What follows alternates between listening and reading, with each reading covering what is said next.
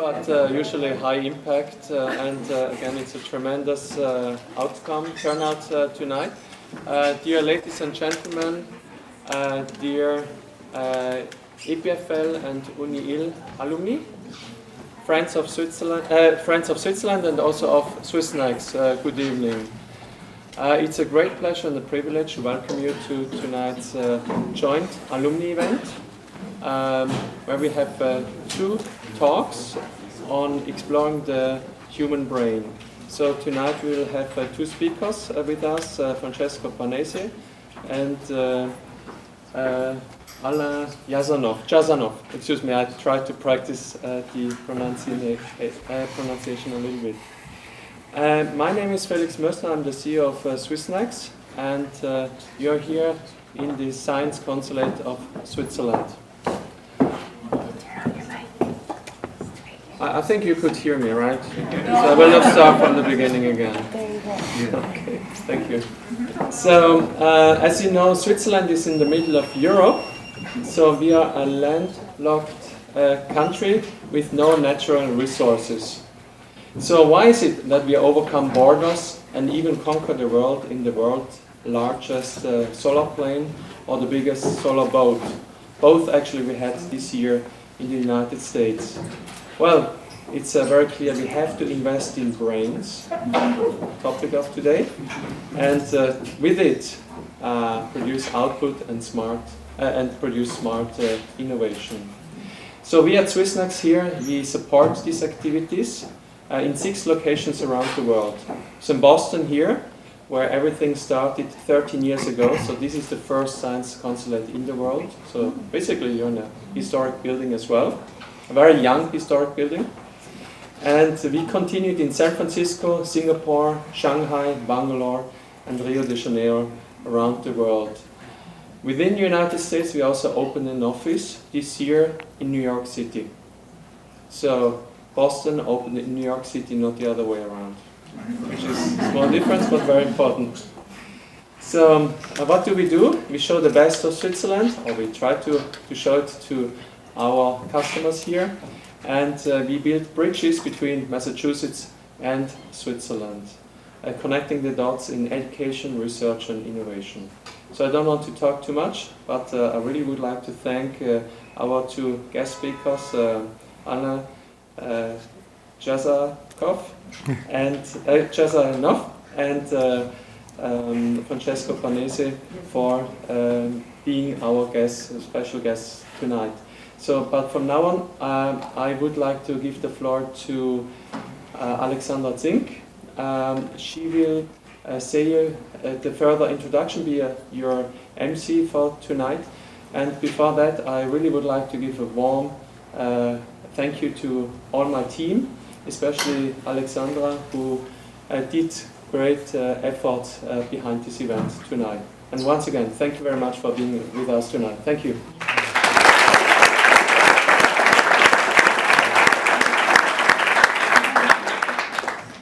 So also welcome from my side. My name is Alexandra. I'm the project leader for university relations.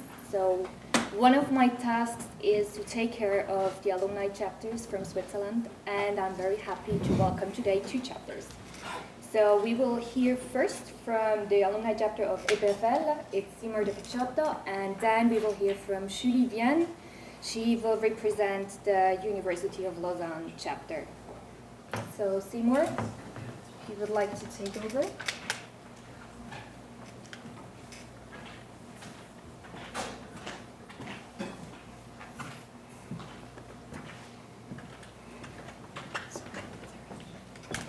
Good evening, everyone. Thank you to swissnex and Alexandra for letting us here just say a few words about the PFL alumni network. So it's really a great pleasure for me, especially to be speaking here tonight, because I was in the life science faculty at the PFL, and now I'm doing my PhD at MIT in the biological engineering department. But really what we would like to say is that there's a very strong presence of EPFL alumni around the East Coast, mostly located, of course, around New York and Boston. And so just a few words to let you know about our activities, so if you are interested as alumni to get involved. What we're really trying to do is promote interactions between EPFL alumni and really try to maintain our ties with our school back in Switzerland. And so we do this with a few events, a couple of events a year, and we try to be also very active with the events organized here with swissnex. And they are very also supportive of our cause, and we'd like to thank them for this. And so there will be an event here actually held on January 16th. Professor Vischer, our president, will be coming, and also we're going to prepare a large school event later in 2014. So the main message tonight is, if you're an EPFL alumni, connect with us. The most important thing is if you update your information on the EPFL alumni network, this is how we can know that you live in the area, that you live in the US. Our database is linked via the EPFL alumni network, Cube. You can also find us on Facebook and LinkedIn. You can email me directly, seymour@mit.edu, or you can email our president, Alan. And that's it. Thank you very much for your attention.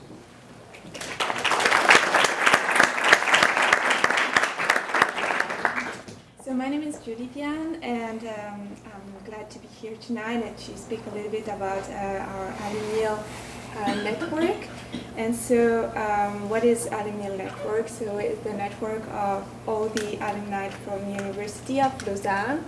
And so far we are up to 20,000 members spread in 112 countries over the world.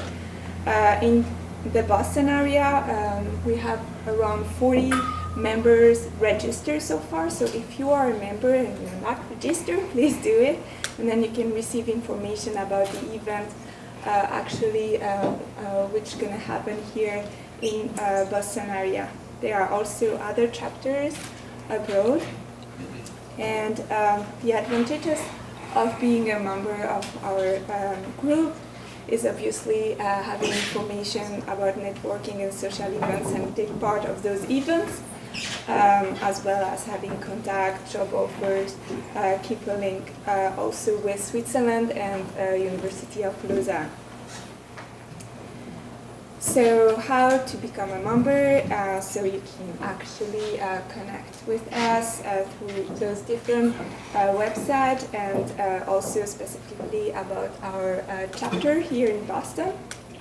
And so as Simon mentioned, please keep your postal address updated, then you can receive all the information for this specific area. And like in September, we have our launching event. So it's a very new chapter linked with another social and networking event. And the next event will be in February 2nd, and we're going to celebrate La Chandeleur, which is a pancake party, for those who don't know. So, and I hope to see a lot of you or people from the University of Lausanne with us that night. So with that, I'm happy to hear about brain and exploring the brain tonight with Professor Panese from University of Lausanne and Professor sorry, from MIT. Thank you for your attention.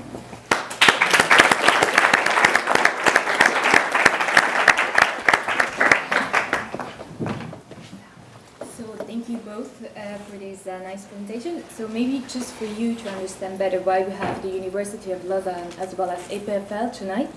So Francesco Panese was long a professor at EPFL before he changed to the University of Lausanne this June. And he is professor at the faculty for biology and medicine, as well as the faculty for social and political sciences.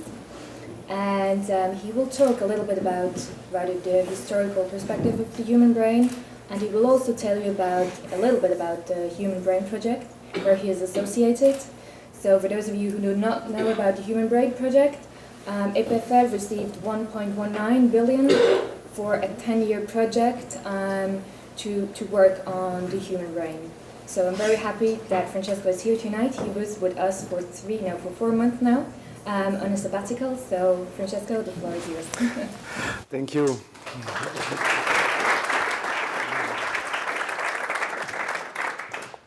Okay. So thank you very much, ladies and gentlemen, to be here. I have to say that I am really anxious. Why I'm anxious? Because my English, as you will see, is really bad. And the second reason is that I will try to tell you a long story in a really short time. And but my objective today is just to open, like small windows in this big history of the understanding the human brain. And I would start with a general comment. And I would say that for me, in my mind, the history of the human brain is not the history of a progress, from ignorance to knowledge. I think that the history of human brain, or the conception of human brain, is the history of questions people, sometimes philosophers, sometimes physicians, sometimes thinkers or technicians ask about the brain.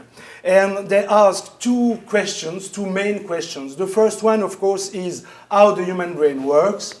And the second one, which is really important for a guy like me from social science and humanities, the second question is what being human means. What does it mean to be a human being?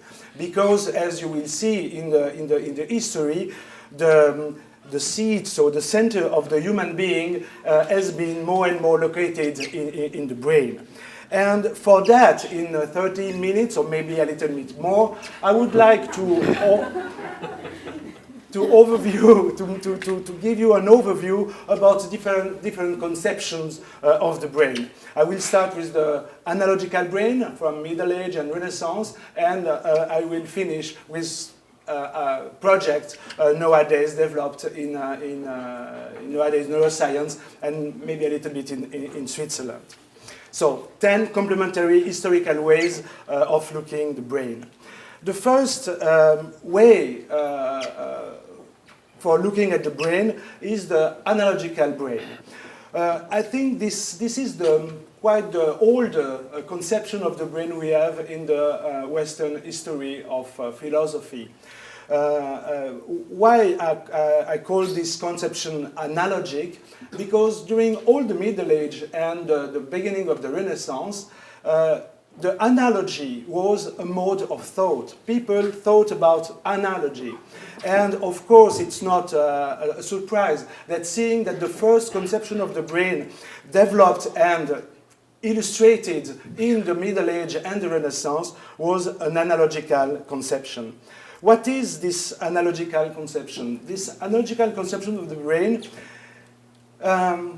follows the idea that it's possible to find in the brain the comprehension of the functions of the mind. Here you have this conception. So it's an old picture. The origin of this picture is 13th century, but this one is from the beginning of the 16th century, and this conception is based on the so-called cell doctrine. And the idea is that mental faculties are localized in the ventricles of the brain.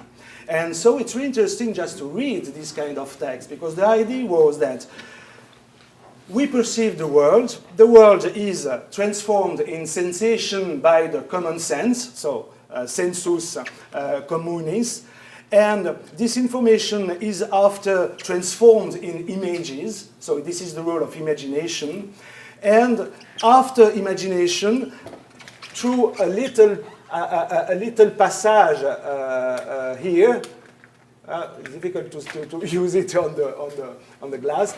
The vermis, images go to the cella cognitiva, so the place where we are able to do reason, just to think about these images. And after, if the images are quite strong, they can go in memory. But what is interesting, it's that in this conception, people don't have a quite good representation of the materiality of the brain. They just put in the brain an abstract model of how the mind is functioning. But the interesting thing is that some people, and maybe you recognize this guy, try to put really in the brain this conception, general conception about how the mind works. Of course, is Leonardo, and Leonardo, who do anatomy, so he opened a lot of human body, was completely sure that it was possible to find in the materiality of the brain the famous cells we have seen in the previous conception here. And what is interesting is that he saw something it's really difficult to see today. What did he saw? What did he see? Sorry, he see this. So the ventricle of the brain connecting the common sense and after the imagination, the cognition, and the memory. And what is really interesting is that if you open a brain now, so I don't have a brain just now, but if you open a brain now, it's really difficult to see what Leonardo saw. I show you here. If you open a brain now, you don't find this kind of ventricles, this kind of cells. So it's really interesting to see that Leonardo was so convinced about the theory of the cell doctrine that he was really sure that he was looking at this theory in the materiality of the brain. And another comment about this analogical brain is this one. It's interesting to see that this first materialistic view of the brain was a little bit problematic for people because people know, for example here, Robert Fludd, who was so-called esoteric and Platonician physician from Oxford, he criticized the materialistic view on the brain because he tells us that we are also able to see things, abstract things, things which not exist in a material sense.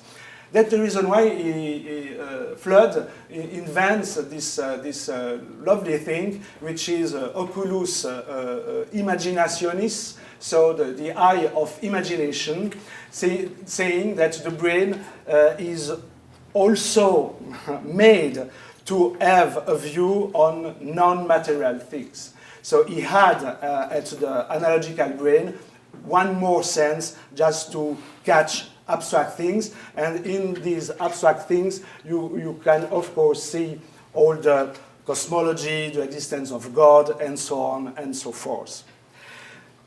So this is the first conception. The second conception I would like to develop a little bit is the mechanical brain.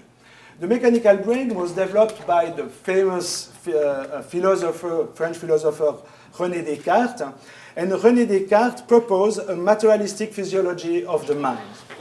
And you probably know that René Descartes was a materialist, and for example, he wrote, "I consider the human body as a clock composed of wheels and counterweight." So the idea is that the human body, and we will see the human brain, function like a machine, like a material device. And this conception is really seminal in the history of neuroscience because, of course, now neuroscientists are still involved in a materialistic conception of the functioning of the human brain. And I will show you just two examples and one comment about Descartes. The first example was the conception Descartes developed about the nerves. He said nerves are tubes in which animal spirits could circulate. So animal spirits are not spiritual, so they are really tiny material particle. And the idea of Descartes is the function, the way in which the brain functions, and the way in which the brain is connected with the body is linked with the circulation of these tiny particles, let's say the animal spirits. And so here you have the nerve, the conception, one of the first conceptions of the nerve as a tube, a communication tube, just allowing animal spirits to cross the body and to cross the brain. The second picture is really interesting. It's a metaphor, of course, the metaphor of memory developed by René Descartes. And for René Descartes, the memory is conceived as a material image of information transmitted by animal spirits. So, and here you see this movement just to imprint a matter. This is a memory. And the third picture is really important because Descartes, like other one, had a problem with his materialistic view of the brain. The problem is how the body is connected to the brain, how the matter is connected with the mind. And this is the reason why he discovered or invented or constructed a new organ, not so new because the ancients spoke about this organ or this small or sub-organ. It's the pineal gland. Why the pineal gland? Because the idea of Descartes is this gland as a form of a pine cone, and he called it the pineal gland. And this gland was really important for Descartes because it was really the interface between the body and the mind. This conception is illustrated here. For example, when Descartes described how we are sensing the world, he told us sensation is experienced by means of the nerves, and after the nerves are contracted, here in this example in the foot, you see the foot is near the fire, the nerves are contracted near the part of the body, and through animal spirits, the information, let's say, arrived to the brain, and he wrote, it's marvelous, by nature to cause in the mind the sensation of pain as if existing in the foot. So the mind have a representation of the pain as if existing in the foot. Why? Because the mind has an abstract idea of the foot, and when we feel pain, we feel not the real pain, we feel a representation of the pain which is in our foot in mind. And this is one effect and one problem of this mechanistic or materialistic conception of the brain is it's again to connect the part of the body and the mind. So the famous brain-mind problem. And it's really interesting that one follower of René Descartes, Father Nicolas Malebranche, a convinced Cartesian, continue the Cartesian theory and speaking about, in particular, imagination. And I like very much this quote when Malebranche told us that images are nothing but the traces delineated by the animal spirit in the brain, so a strong materialistic conception of the images imprinted in the brain. And he continued, that we imagine things so much stronger as these traces are more deep and better cut, and as the animal spirit more frequently and violently pass through them, so more you see image, more you represent yourself images, and more these images are really materially printed in the brain. And it's funny to say because the scope of Malebranche was to understand the problem of truth, and falsity, and Malebranche had, this is the multi-ordinary cause, so imagination is the multi-ordinary cause of the confusion and falsity of our ideas. But you see the interesting thing here, which will have, of course, a big history after, is that our existence is materially imprinted in our brain. And and more than that, for Malebranche, the idea that the lives we have, the thought we have, the image we have in our imagination interact, of course, with the mode in which we are seeing the world, we are conserving the world, we are trying to understand the world. And this is so the mechanical or materialistic conception of the brain. The next one is the anatomical one. Of course, this one is already anatomic, but we have to speak a little bit about the anatomical brain, but through the work of a famous researcher, English physician living in London, Thomas Willis. And it's really interesting that Willis proposed the first, the historian tell this, the first really detailed representation, anatomical representation of the brain. You have here just imprint this image because it will be back in a moment. This is the brain of Willis. And what is interesting that Willis connect this quite good or acute image, anatomical image of the brain with the theory of animal spirits. And Thomas Willis told us that whenever a sensible impression came from the periphery, for example, from the stimuli of vision, I don't know if it is my iPhone. Sorry, maybe a part of my mind. Okay, so the theory of Willis was the following Descartes. Whenever a sensible impression came from outside through the senses, this sensation reverberates inside the brain, passing through the striatum, with its here, and after the corpus callosum, and after in the cortex, when this impression,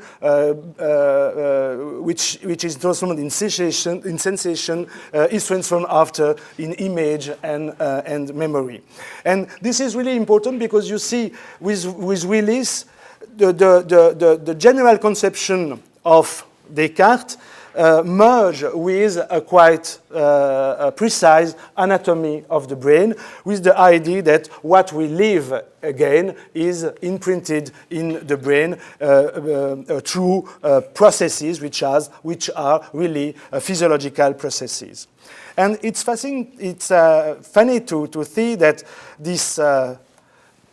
The Willis, the brain proposed by Willis, was used by not a scientist, but by an artist and also a satirist, William Hogarth.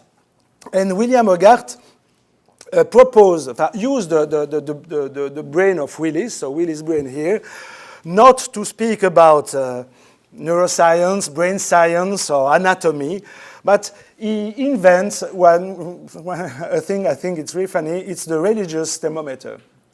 And in this, you see in this image, this is the detail of this image, Willis copied, Hogarth copied Willis' brain just to tell that the feelings or bad feelings or good feelings like love, lust, ecstasy, madness, or states like madness are really embedded in this anatomical brain. And this is funny because Willis did this image in the 18th century, but he grasped, I think, an idea which will have a long history in neuroscience. But maybe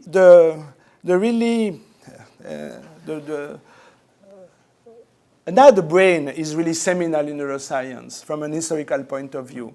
And I think this brain, I'm sure a lot of you know this brain. This is the phrenological brain.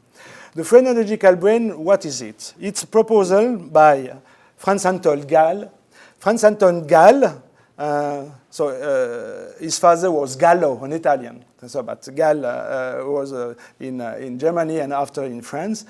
Gall was convinced that mental functions are localized in specific regions of the brain and that human behaviors are dependent upon these functions. And this is the problematic part of Gall. He was also convinced that the surface of the skull faithfully reflects the relative development of the various regions of the brain.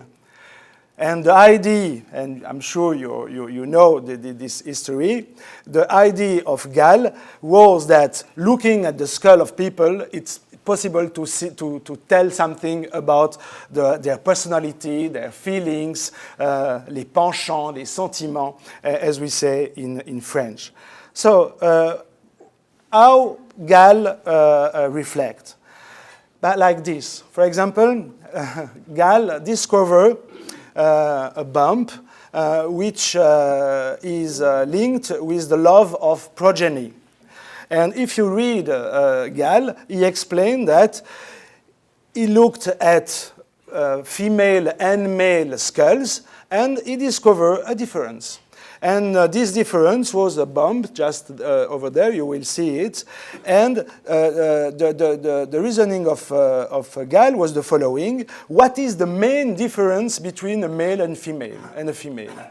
So the main difference is the love of progeny, and he was of course convinced that the bump which is different in the male and the female was the bump indicating the place of the brain which is dedicated to the love of progeny, or children.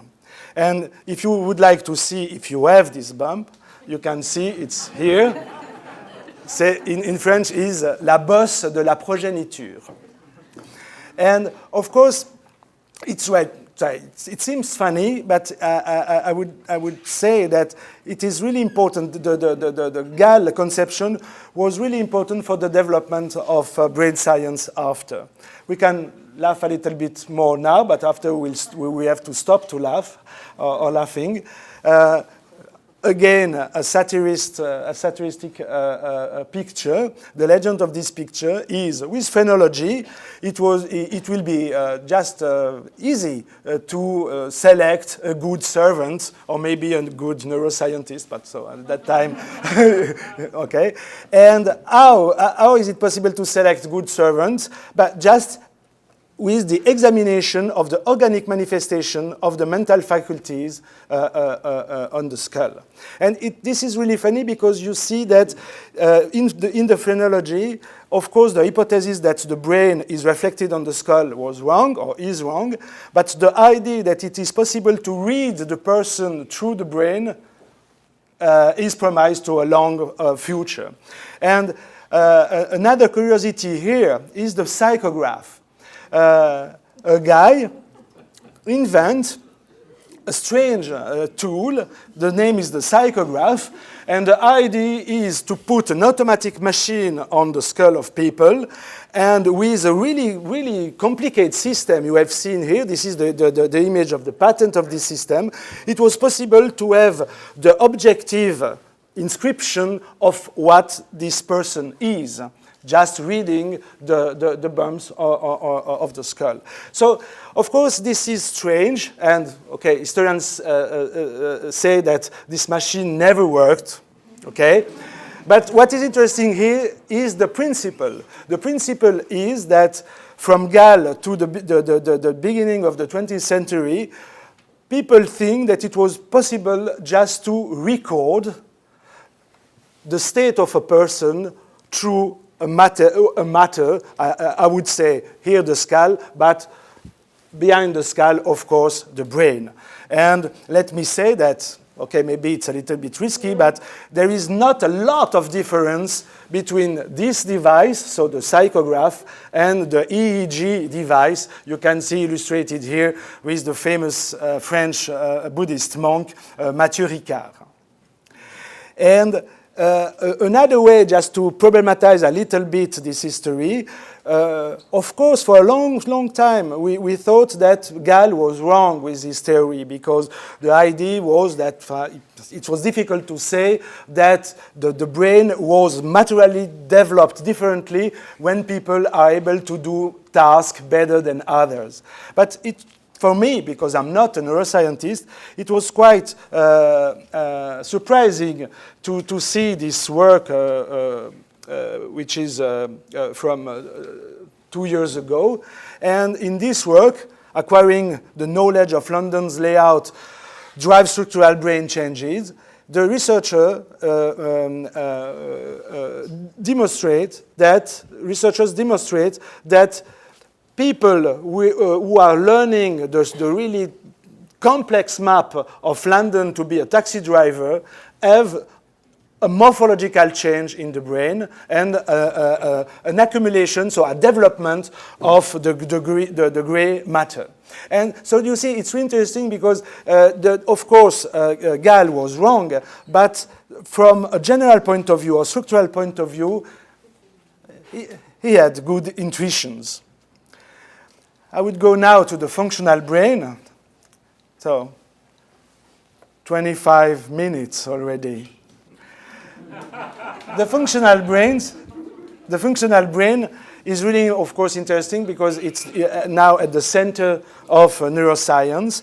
And the idea is, of course, if we function because we have a brain, but the brain is not an homogeneous organ, like Gall thought, when the brain functions differently for different tasks. And just a reminder, historical reminder, one of the more historical discovery in this conception was the discovery of Paul Broca. I don't go into the details, but Paul Broca was confronted with a patient. The patient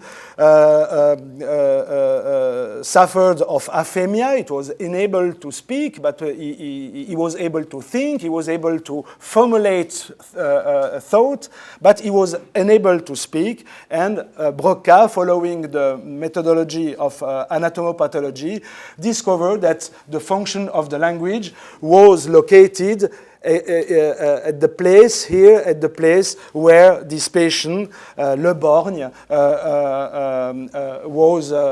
has an injury caused by a brain tumor. And this research was really important and really seminal because it was in the first proof that altering the brain, you alter the brain functions. And of course, after a long history of the localization of different functions of the brain. Here, the well-known Penfield, which demonstrates, Penfield was a surgeon, he touched and put electricity in the cortex during the operation, the surgical operation, which is possible because the brain is not innervated, so no nerves in the brain, so no feeling of pains when you touch the cortex. And Penfield arrived to the conclusion that we have in the brain the anatomical pattern of two things, the sensory system and the motor system. And you will recognize immediately here the famous homunculus of Penfield, the idea that our brain is devoted to different parts of the body, and these different parts of the body occupy specific places in the matter of the brain. And after, I have to go, of course, quickly, but a lot of works develop the idea that the brain is like a map, and the locus of this map are dedicated to specific tasks. Another brain is the emotional brain. And the emotional brain, you probably know this history. One history of the emotional brain start with this episode, so the famous story of Phineas Gage. I don't go into the details, but the history of Phineas Gage, a railroad construction supervisor in Vermont. In 1848, he was preparing a powder charge for blasting a rock, and no chance, the steel rod explode, and so not the steel rod, the powder explode, and the steel rod go through his head. And it was really surprising because Phineas Gage didn't die. So, and he was observed by Arlo, a medical doctor, which has a really acute sense of observation. And what Arlo discovered or described is that Gage was no more Gage after this accident. His personality was completely changed, and after that, the Damasio, so first Anna Damasio, and after the well-known Antonio Damasio, try to understand what happened to Phineas Gage, and they reconstruct Phineas Gage injury here, and they argue, like others, that the frontal part is linked with our emotions or our capability to take decisions. And Gage was no more able to take decisions, and this, of course, transformed his life. Just going in through, in the small part of the brain, I have to say something, but really quickly, because Alain Jasnov maybe will tell us something more about that. The invention of the neuron. It's quite interesting to see that the neuron was yes, it's a quite recent invention, and of course it is linked to the work of Camillo Golgi. And Camillo Golgi first developed a technique to see neurons, with the staining method, and he was able just to evidentialize, if I could say, neurons, just to see them. But in the same times, Golgi and after, of course, Ramon y Cajal developed the idea that the neuron is a unit, is, you know, an embryological unit, a physiological unit, and a trophic units too, for the nurture of the cells. And all our brain is made by units which work together. And you know, today we speak a lot about brain plasticity and so on and so forth, and the material base of psychic life.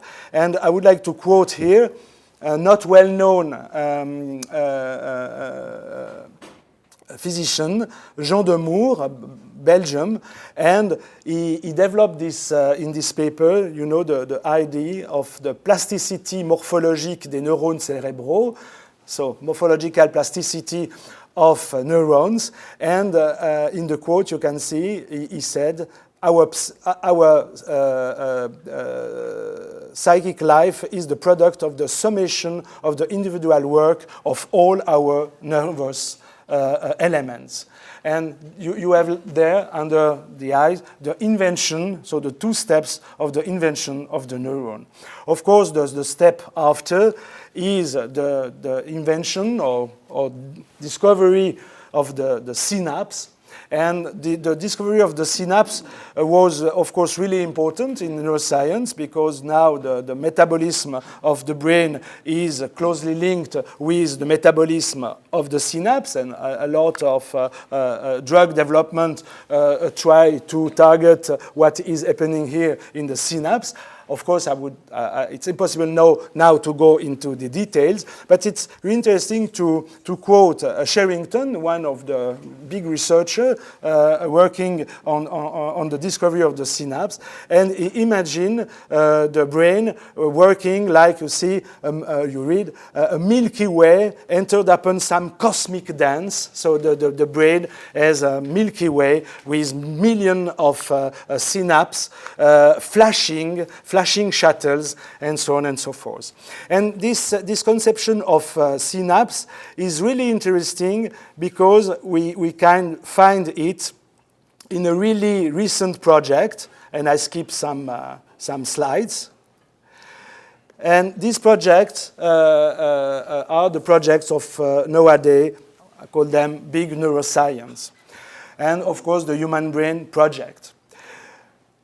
What is the Human Brain Project? The Human Brain Project, so in short, really shortly speaking, is a method based on electrophysiology. doing experiments in real neurons, producing and measuring neuron connections, recording these connections network, and integrated these data, which it is hypothesized that these data are typical, into a simulation tool you have here. And with this simulation tool, just to construct big amount, big networks of neurons, from the single neurons to a small population of neurons, and after the cortical colon, and all this with a huge power of computers. And so this is the Blue Brain project, the first project which has been developed at EPFL, but of course with big collaboration, international collaboration. And now the idea of the, sorry, I have to stop this movie. The idea of the Human Brain project is to continue and merging informatics, neuroscience, but also psychiatry, medicine, to simulate and understand the human brain. With all the rhetoric about the issues. What is interesting is that the Human Brain project is based on the idea that it is possible to organize the convergence of different data coming from a lot of people working on the brain to use big computers based on the so-called neuromorphic computer. It is possible to integrate all this data to create a model here. This model here is an old paper. This model is at the center of the so-called neuroscope, and in this neuroscope, it is possible, following the applicants, so Henry Markram, his team and colleagues, it is possible just to mimic the functioning of the real brain and to simulate disease, to simulate drug actions, and more to invent different things, and among others, new drugs. So you see this huge project now try to organize the convergence between neuroscience, medicine, and future computing, neuromorphic computing in particular, just to give a new conception of the brain and to solve a lot of problems that we have. This project was granted, so financed with 1 billion for 10 years. It was this year in January, and the project started 1 month or 2 months ago. And I would say that this project is quite interesting because it's not only a scientific project. If you read the application, you will see that this project would like to change a lot of things.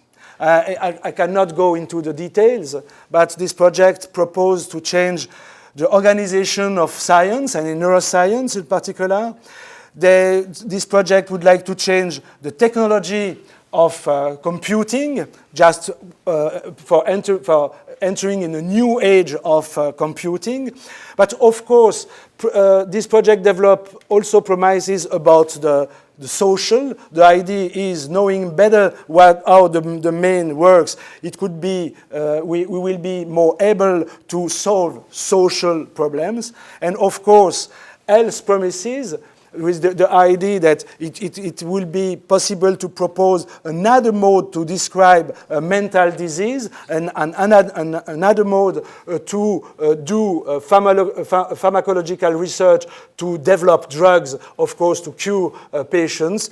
And of course, economics premises, the idea is that this 1 billion in 10 years will enhance the economical development. So it's really interesting for me, because I am sociologist and anthropologist by training, to see that the brain now is invested as a total object which could change a lot of things, and not only the pure understanding of the brain.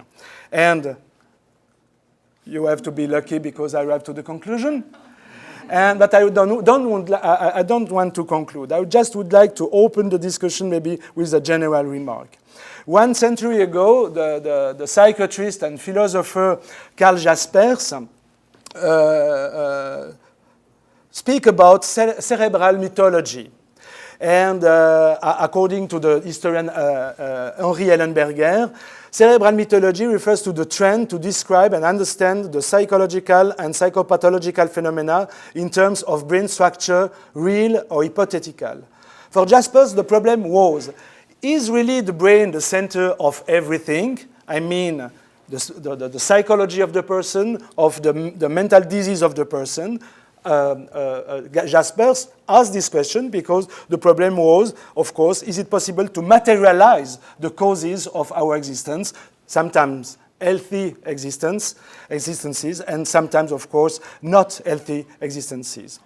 I think that 1 century after, we are always in the cerebral mythology, which refers always to the trend to describe and understand the psychological and psychopathological in terms of brain.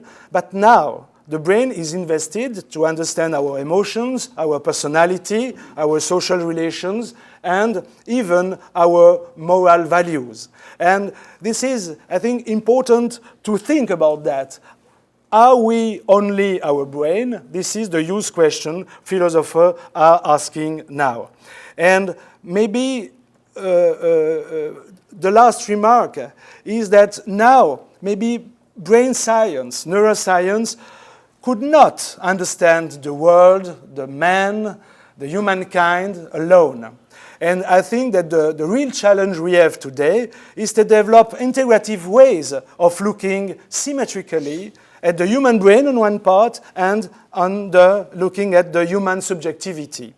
And this is necessary, I think, in order to merge 2 evidence. If everybody has a brain, everyone, me, you, of course, everyone is fashioned materially and subjectively by his or her own existence. We are our existence, even our existence is inscribed somewhere in the brain. So this challenge could be not limited to neuroscience, but I think this challenge needs a more integrative approach between biology, of course, but also clinics, psychiatry, social science, and humanities. So it's simple to say, but really difficult to do. And I hope that the neuroscientists will take this way. Thank you very much for your patient attention.